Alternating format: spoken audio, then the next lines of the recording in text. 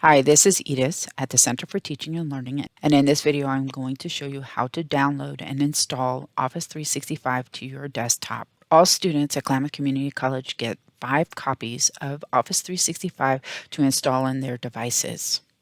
To begin, navigate to office.com. Click on Sign In.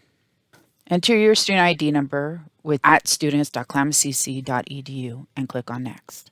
Enter your password associated with your account. The password will be the same as your Canvas account as well as MyKCC. Click on Sign In.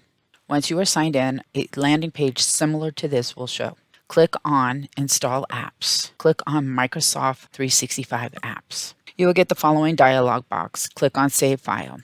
Remember where the file is being saved to and click on Save. On your computer, locate where you have saved the file. Double-click the file to open it and click on Run. This will install Office 365 to your desktop. Once you have installed Office 365 onto your desktop, you will need to sign in when you open a Microsoft Office program such as Word.